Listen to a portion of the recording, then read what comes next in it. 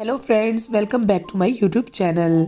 आज मैं एक्सप्लेन करने वाली हूँ दलदल वेब सीरीज़ के पार्ट 3 को।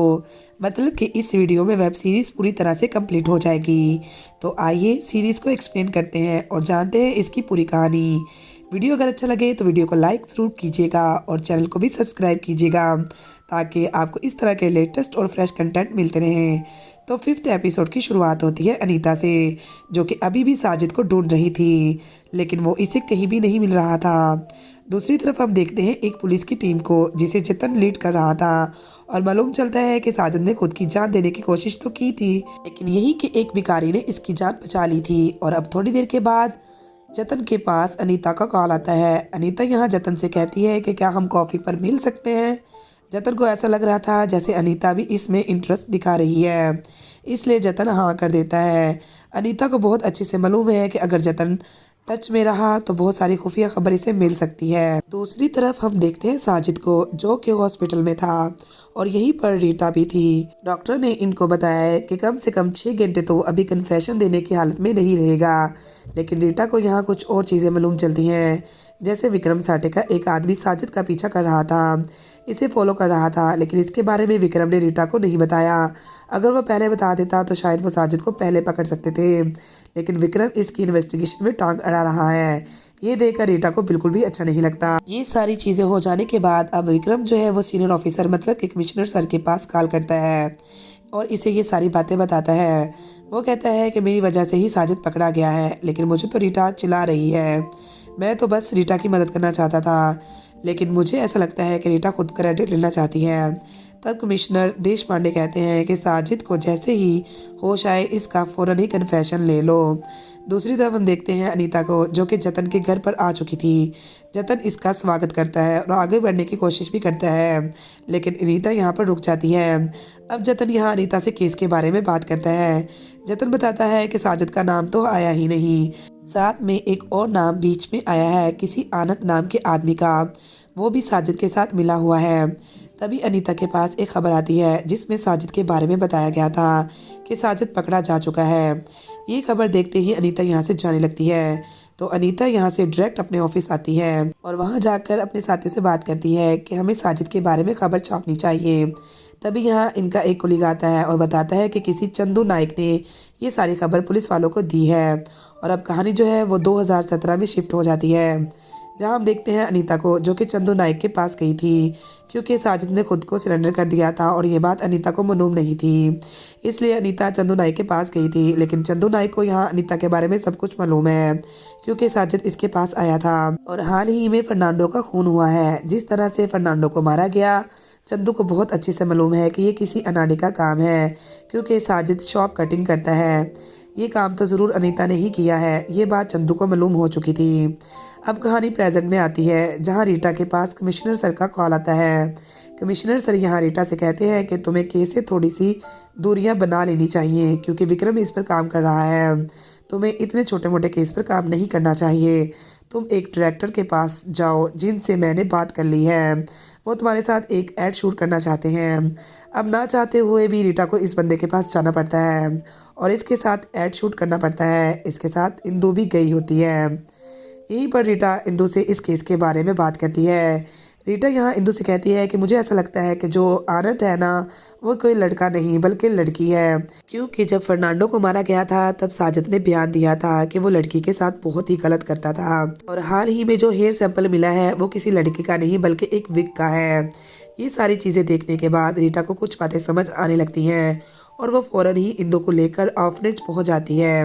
वहां पहुंचने के बाद वो यहाँ की सारी डिटेल्स लेने लगती है और इस ऑर्फनेज में अनंत नाम की लड़की के बारे में पूछती है, लेकिन यहाँ के लोग बताते हैं कि ये एक बॉयज़ ऑर्फनेज है और यहाँ हमेशा से लड़के ही रहे हैं। रीटा को समझ नहीं आ रहा था कि आखिर ये सब कुछ कैसे हो सकता है। कुछ और चीज़ें भी सामने आती हैं। मालूम चलता है कि साजिद एक लेफ्टी है, लेकिन हाल ही में जो खून हुए हैं इनमें से एक राइटी भी है और इसका कटिंग इतना शार्प नहीं था। जिसके बाद हम देखते हैं रीटा को, जो कि साजिद से पूछगछ करने जाती है और इसे कहती है कि मुझे मालूम है तुमने ये सब कुछ नहीं किया, तुम्हारे साथ कोई था और इसने भी तुम्हारा साथ दिया है। इसे ऐसा लगता है कि वो था नहीं बल्कि थी और इस बार वो नहीं बचने वाली। रीटा ने तो यहाँ बस तुक्का लगाया था कि आनंद अब यहाँ पर नहीं बचने वाली।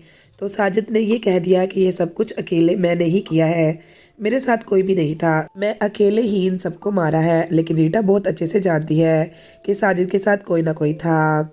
और तभी रीटा के पास इंदु का कॉल आता है और विश को बॉयज ऑर्फनेज के बारे में सारी खबर रीटा को देती है। वो बताती है कि 2010 में अनंत नाम का एक लड़का यहाँ पर आया था, किसी ललिता नाम की औरत ने इसे यहाँ पर छोड़ा था और इसमें एक टेलीफोन नंबर भी था, लेकिन ये टेलीफोन नंबर किसी पुलिस वाले का है। वो पुलिस वाला दरअसल में मुंबई का इनकाउंटर स्पेशलिस्ट जे आचार्य का है। जे आचार्य के बारे में सब लोग जानते हैं, इन पर एक फिल्म बनने वाली थी, लेकिन जे पर कोर्ट केस हो जाने की वजह से वो फिल्म बंद हो गई। लेकिन रीटा ने यहाँ जे के बारे में सब इन्फॉर्मेशन निकाल ली थी। अगले सीन में हम देखते हैं अनीता जो है वो रात को चंदू नायक के घर पर जाती है। चंदू को तो समझ ही नहीं आया था कि ये लड़की कौन है। और अब कहानी 1998 में पहुंच जाती है, जहां हम बिबिया नाम की प्रोस्टिट्यूट को देख सकते हैं। और इसे ललिता ने ही रसिया से लेकर आई थी और इसे धंधे पर बैठाया था। ललिता ने बिबियान को कहा था कि वो यहाँ आकर डांस करेगी, लेकिन यहाँ आकर वो कुछ और ही कर रही थी। इसके पास एक दिन जे आचार्य आया था, क्योंकि जे को मालूम हुआ कि बिबियान के पास एक आदमी है जो हर रोज़ आता है और वो एक गैंगस्टर है जिसका इनकाउंटर जे को करना है। लिहाजा जे बिबियान से मिला, दोनों बातें करते हैं और कहीं ना कहीं दोनों एक दूसरे को पसंद भी करने लगे। थोड़ी देर के बाद वही आदमी बिबियान के पास आता है जिसका इनकाउंटर करना है, लेकिन जब वो आदमी यहाँ आया तो इसे शक हो गया कि यहाँ कुछ ना कुछ गड़बड़ है, इसलिए वो आदमी यहाँ बिबियान के माथे पर गन रख देता है। लेकिन जे ने टाइम वेस्ट नहीं किया, बल्कि डायरेक्ट ही इस आदमी को शूट कर दिया और इसे मार दिया, जिसके बाद जे और बिबियान साथ रहने लगे। अब कहानी प्रेजेंट में आती है, जहाँ रीटा और इंदु जो है वो इस डायरेक्टर से मिलने के लिए जाते हैं जो जे आचार्य पर फिल्म बनाने वाले थे। लेकिन अब वो फिल्म कभी नहीं बनने वाली थी, क्योंकि हालात ही कुछ ऐसे हो चुके थे। डायरेक्टर बताता है कि जे आचार्य बहुत अच्छे इंसान थे, इनकाउंटर स्पेशलिस्ट थे, सब लोग इन्हें रैम्बो के नाम से जानते थे। बिबियान से इनके ताल्लुकात बहुत गहरे थे और जब बिबियान 2 माह की प्रेग्नेंट थी और उन्होंने फैमिली के बारे में सोच लिया था, तब अचानक कुछ बदमाश ने जय आचार्य को मार दिया। अब इंदु और रीटा जो है वो ललिता से मिलने जाते हैं। ललिता बताती है कि बिबियान को वो रशिया से यहाँ लाई थी और इसे पैसा कमाना था, इसलिए इसे धंधे पर बिठाया। जय के कत्ल होने के कुछ महीने के बाद बिबियान ने एक लड़की को जन्म दिया। इस लड़की का नाम आनत रखा और इसे हमेशा लड़के की तरह ट्रीट किया गया, क्योंकि बिबियान इसे जय की तरह बनाना चाहती थी। बात सिर्फ इतनी नहीं थी, अगर वो आनंद को लड़की की तरह ट्रीट करने लगती तो ललिता इसे दोबारा धंधे पर लगा देती और छीन लेते। लिहाजा एक दिन कुछ पुलिस वाले आए और बिबियान से आनंद को छीनने की कोशिश की। तब बिबियान ने आनंद के साथ भागना शुरू किया, लेकिन पुलिस ने इसे घेर लिया। तब बिबियान ने अपनी जान दे दी और आनंद महफूज रही। आनंद की जिम्मेदारी ललिता के ऊपर थी, लेकिन ललिता को जल्दी समझ आ गया कि आनंद कोई नॉर्मल लड़की नहीं है। एक दिन इसने एक बिल्ली को बहुत ही गंदे तरीके से मारा। इसी वजह से इसे समझ आ गया कि इसे घर में नहीं रखा जा सकता, इसलिए वो इसे बॉयज ऑर्फनेज के पास ले गई, फर्नांडो के पास। ललिता को मालूम था कि फर्नांडो कैसा आदमी है, लेकिन इसे बस आनंद से छुटकारा चाहिए था। अब अगले सीन में हम देखते हैं कि रीटा जो है वो चंदू नायक के पास जाती है, क्योंकि किसी ने चंदू नायक को बहुत ही गंदे तरीके से मार दिया था और वही पैटर्न हालिया कुछ मर्डर्स में भी दोहराया गया था। ये सब देखकर रीटा समझ आती है कि ये सब कुछ सिर्फ साजिद का नहीं, साजिद के साथ कोई और भी था जो बाहर रहकर ये काम कर रहा था। अब हम देखते हैं कामत को, जिसने एक बार फिर पैडलर डॉक्टर को पकड़ा हुआ था। डॉक्टर हमेशा से कामत को बता रहा था कि वो पहले भी बयान दे चुका है और अभी भी सब कुछ बता रहा है, लेकिन कामत इस बार जोर ज़बरदस्ती कर रहा था, उंगलियां तोड़ने की धमकी दे रहा था, इसलिए डॉक्टर को सब कुछ बताना पड़ा। अगले सीन में कमिश्नर सर अपने पास विक्रम साठे को बुलाते हैं और कहते हैं कि हमेशा से मुझे लगता था कि साजिद ही इसके पीछे है, लेकिन रीटा सही कह रही थी, इसके पीछे कोई और भी है जो अभी खुलेआम घूम रहा है, क्योंकि हाल ही में चंदू नायक को मारा गया था। अब विक्रम साठे साजिद के पास जाता है और इसके साथी का नाम इंकशाफ करने की कोशिश करता है। विक्रम साठे इसे लालच भी दे रहा था कि अपने साथी बता दो, बदले में मैं तुम्हें 1 साल का स्टॉक दूंगा, इंजेक्शन भी दिखा रहा था, लेकिन साजिद कुछ नहीं कह रहा था। तब विक्रम के पास कामत का कॉल आता है और वो बताता है कि मेरे पास एक बहुत ही अच्छी ब्रेकिंग न्यूज़ है। डॉक्टर ने सब कुछ बता दिया और इस रात जो सीसीटीवी फुटेज सामने आई, इसमें जो हुडी में बैठा हुआ आदमी था वो दरअसल डीएसपी मैडम रीटा ही थी। ये सब सुनकर विक्रम खुश हो जाता है। दूसरी तरफ हम देखते हैं कि अनीता एक आर्टिकल लिखती है जो रीटा फरारे के ऊपर था। उस आर्टिकल में बताया गया कि नैना को बचाया जा सकता था, लेकिन रीटा को हीरो बनाना था, इसीलिए सब कुछ खराब हुआ। ये आर्टिकल पब्लिश करने के लिए अनीता ने सोर्स में जतन का नाम डाल दिया और ये आर्टिकल पब्लिश हो गया। अब रीटा फरारे को मालूम होता है कि इन सब के पीछे अनीता आचार्य है। अनीता आचार्य आनंद से मिलती जुलती थी और आचार्य यानी जे आचार्य की बेटी है। इसके बाद अनीता यकजुटनी गई ताकि वहाँ बच्चों को भड़काए और वो कामयाब भी रही। ये सब जानकर रीटा फौरी तौर पर कमिश्नर देशपांडे के पास जाती है ताकि अनीता के घर की छानबीन के लिए वारंट मिले, लेकिन कमिश्नर कहते हैं कि पब्लिश होने वाले आर्टिकल के बाद ऐसा लग रहा है कि तुम कहानियाँ बना रही हो, इसलिए वारंट नहीं दे सकते। तब रीटा के पास एक और वीडियो आती है जिसमें डॉक्टर के साथ जो शख्स बैठा था इसका चेहरा रिवील होता है और वो कोई और नहीं बल्कि रीटा फरारे खुद होती है। ये देखकर रीटा समझ जाती है कि अब वारंट छोड़ो, सस्पेंशन की तैयारी करो। तब रीटा के सामने अपनी माँ आ जाती है और कहानी फ्लैशबैक में जाती है। रीटा की माँ एक दिन काम से जल्दी घर आई और देखा कि रीटा डांस और सिंगिंग कर रही थी।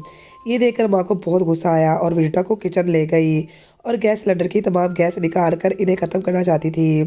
रीटा बहुत डरी हुई थी लेकिन बच गई। कहानी प्रेजेंट में आती है जहां रीटा फरारा को कुछ समझ नहीं आ रहा कि क्या करे। रीता का नाम सामने आ चुका है, इसके बावजूद वो इसका कुछ भी नहीं बिगाड़ सकती। दूसरी तरफ रीता जो है वो अपने काका से कहती है कि साजिद जल्दी ही यहाँ पर आ जाएगा, कुछ आखिरी बार चाहिए हो तो बता दो, क्योंकि इसके बाद तो तुम्हारा मरना एकदम तय है। दूसरी तरफ हम देखते हैं जतन को, जिसकी सुट्टी बुट्टी गुल थी क्योंकि सोर्स में इसका नाम डाल दिया गया था। ये देखकर वो बहुत ज़्यादा डरा हुआ था। अब रीटा फरेरा जो है वो साजिद के पास जाती है और इसे कहती है कि तेरा साथी आनंद जो कि एक लड़की है, इसे बहुत अच्छे से मालूम है, इसे हमने शूट कर दिया है। ये सुनकर साजिद को यहाँ पर बहुत ज़्यादा बुरा लगता है, वो बहुत ज़्यादा घबराने लगता है और वो रीटा से कहता है कि क्या मैं एक बार इसे देख सकता हूँ, लेकिन रीटा ने साफ मना कर दिया था। जिसके बाद हम देखते हैं कि रीटा जो है वो यहाँ से जतन के पास जाती है और इसे कहती है कि मुझे तुमसे एक फेवर चाहिए, जिस तरह तुमने अनीता की मदद की इसी तरह से एक बार हमारी भी कर दो। इसलिए जतन जो है वो आनंद के पास कॉल करता है और वो इसे कहता है कि साजिद को शूट कर दिया गया है और वो गवर्नमेंट हॉस्पिटल में है। ये न्यूज़ सुनने के बाद यहाँ अनीता जो है वो फ़ौरन ही गवर्नमेंट हॉस्पिटल जाने लगती है। दूसरी तरफ यहाँ रीटा जो है वो अनीता के घर पर पहुँच जाती है और वहाँ इसके घर पर छानबीन करने लगती है। वहाँ पहुँचने के बाद इन्हें यहाँ पर आजी मिलती है और साथ ही काका की मुर्दा लाश। दूसरी तरफ अनीता जो है वो हॉस्पिटल आ चुकी थी और यहाँ पर वो साजिद का इंतज़ार कर रही थी।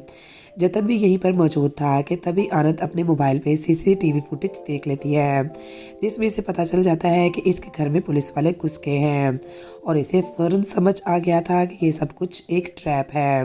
दूसरी तरफ आनंद के घर पर रीटा को यहाँ बीपीएन की तस्वीर मिलती है और बहुत सारे ऐसे सुराग जो कि सारे कत्ल से कनेक्टेड हैं। आनंद समझ चुकी थी कि वो ख़तरे में है और वो पकड़ी जा सकती है, इसलिए वो बाथरूम जाने का बहाना करती है और वहाँ से फरार हो जाती है। सारे पुलिस वालों को आनंद के बारे में मालूम चल गया था कि वो एक गैंगस्टर है, वही सीरियल किलर है, इसलिए सब लोग इसे पकड़ने की कोशिश करते हैं। लेकिन इंदु मात्रे जो है वो एक वैन के पीछे इसके पास जा रही थी कि अचानक आनंद इस पर हमला कर देती है और इसका मोबाइल भी आनंद अपने साथ ले जाती है। दूसरी तरफ रीटा को सारे सुराग मिल चुके थे और तब रीटा फौरन ही इंदु मात्रों के पास कॉल करती है, लेकिन वो कॉल नहीं उठा रही थी क्योंकि इसे यहाँ आनंद ने बहुत ही गंदे तरीके से मार दिया था। इसे देखकर यहाँ रीटा को बहुत ज़्यादा बुरा लगा। तब वो साजिद के पास जाती है और अपना सारा गुस्सा निकालती है। इसे वो बहुत ही बेरहमी से मारती है और इन सब के बाद रीटा फरेरा को मुअत्तल कर दिया गया था। यहाँ रीटा को मुअत्तली का दुख नहीं था बल्कि इंदु मात्रे का दुख था, क्योंकि इंदु को वो अपनी माँ की तरह मानती थी। थोड़ी देर के बाद यहाँ विक्रम भी आता है। विक्रम इसे कहता है कि जितना बुरा तुम मुझे समझती हो मैं इतना बुरा नहीं हूँ और मुझे बिल्कुल भी अंदाज़ा नहीं था कि इतना बुरा भी हो सकता है। अगले सीन में हम देखते हैं कि रीटा फरेरा के पास आनंद का कॉल आता है। आनंद वहाँ युक्ति सदन पहुँच चुकी थी और वहाँ इसने सारे बच्चों को किडनैप कर लिया था और यहाँ इसने कुछ लोगों को भी मार दिया था। और अब वो यहाँ रीटा फरेरा से कहती है कि अगर तुम साजिद को लेकर यहाँ ना आई तो अगले 1 घंटे में वो यहाँ के हर एक शख्स को मार देगी। वैसे भी वादा तोड़ने की तो तुम्हारी आदत है। जिन बच्चों से तुमने वादा किया था तुम इन्हें इनकी माँओं से मिलवाओगी, लेकिन तुमने वो वादा भी तोड़ा था। अब अगर ये वादा तुमने तोड़ा तो इन सब की जान जाना तो एकदम तय है। यहाँ हम देखते हैं कि आनंद जो है वो अपने विकराल रूप में आ चुकी थी और तब रीटा जो है वो देश पांडे कमिश्नर के पास कॉल करती है और इन्हें सारी बातें बताती है। कमिश्नर साहब कहते हैं कि इतना सब कुछ वो नहीं कर सकते, अगर उन्होंने ये सब कुछ किया तो मिनिस्ट्री की तरफ से बहुत ज़्यादा प्रेशर आ सकता है। लेकिन आनंद जो है वो बहुत ही ज़्यादा खतरनाक है, वो सबको आराम से मार सकती है। पर कमिश्नर पांडे ने यहाँ पर इसे ऑर्डर दे दिए थे और साजिद अब यहाँ पर रीटा के साथ था। आनंद ने कहा है कि वो अकेले आए, अगर वो किसी के साथ आए या फिर कोई पुलिस की गाड़ी इसे आसपास भी नजर आए तो वो सबको मार देगी। तब रीटा को साजिद के साथ अकेले ही जाना पड़ता है और वो इसे आनंद के हवाले छोड़ देती है। बाद में आनंद साजिद से कहती है कि जो हथकड़ियाँ तेरे लगी हैं, अब ये हथकड़ियाँ तुम रीटा को पहना दो। आनंद के इरादे बिल्कुल भी ठीक नहीं लग रहे हैं, वो तो यहाँ पर सबको मारना चाहती है, लेकिन साजिद यहाँ इसका साथ नहीं दे रहा था। वो इसे समझाने की कोशिश करता है कि हम दोनों यहाँ से भाग जाएंगे, बस इन लोगों को छोड़ दो। लेकिन आनंद जो है वो सबको मारना चाहती है और रीटा को तो बहुत ही बुरी मौत देना चाहती है। रीटा यहाँ आनंद के सामने मुस्कुराती है। ये देखकर आनंद को समझ नहीं आ रहा था कि आखिर वो मुस्कुरा क्यों रही है। तो रीटा इसे कहती है तो कुछ भी कर ले, साजिद तेरा साथ नहीं देने वाला, क्योंकि साजिद ने मुझे तुम दोनों के बारे में सब कुछ बता दिया है। ये सुनकर आनंद को बहुत ज़्यादा गुस्सा आ रहा था और तभी हम देखते हैं कि इन तमाम बच्चियों की माँ जो है वो रोड पर खड़ी हुई थी। ये देखकर आनंद को और भी गुस्सा आता है और तब साजिद ने यहाँ रीटा की हथकड़ियाँ खोल दी थी और अब इन दोनों के दरमियान ज़बरदस्त फाइट होती है। आनंद तो यहाँ खूनख्वार अंदाज में रीटा फ्रेडर पर टूट पड़ती है, लेकिन साजिद इसे रोकता है और समझाने की कोशिश करता है कि हमें यहाँ से निकलना चाहिए, लेकिन आनंद नहीं मानती। तब साजिद अपने ही हाथों से अपने गले में छुरी का वार कर लेता है और अपनी जान दे देता है। ये देखकर आनंद को बहुत ज़्यादा गुस्सा आता है और जब इसे पता चलता है कि सारे बच्चे यहाँ से फरार हो चुके हैं तो अब इसे और भी ज़्यादा गुस्सा आता है। और अब यहाँ रीटा अपने फ्लैशबैक का सीन याद करती है जो पहले हो चुका है, वो अब भी हो रहा था। आनंद ने सारे गैस सिलेंडर की गैस निकाल दी थी जिस तरह रीटा की माँ ने निकाली थी और यहाँ पर धमाका हो गया था, लेकिन तब भी रीटा बच गई थी और अभी भी रीटा बच जाती है, लेकिन रीटा की माँ मारी गई थी। और यहाँ भी आनंद का बहुत ही बुरा हाल था, वो बहुत ज़्यादा जख्मी हालत में थी, लेकिन फिर भी वो बच गई। जिसके बाद एक माह बाद का सीन दिखाया जाता है जहाँ हम देखते हैं कि रीटा फ्रेरा अपने घर जाती है जहाँ पर वो धमाका हुआ था। वहाँ पहुँचने के बाद वो अपने फ्लैशबैक के बहुत सारे सीन याद करती है और याद करती है कि किस तरह वो अपनी माँ के साथ यहाँ पर रहा करती थी। और तभी रीटा के पास आदित्य का कॉल आता है, वो सब कुछ ठीक करना चाहता है और इसी के साथ ये वेब सीरीज़ यहाँ पर ख़त्म हो जाती है। उम्मीद है दोस्तों आपको ये वीडियो पसंद आई होगी। वीडियो अगर पसंद आई हो तो वीडियो को लाइक ज़रूर कीजिएगा और चैनल को सब्सक्राइब कीजिएगा ताकि आपको इसी तरह के लेटेस्ट और फ्रेश कंटेंट मिलते रहें।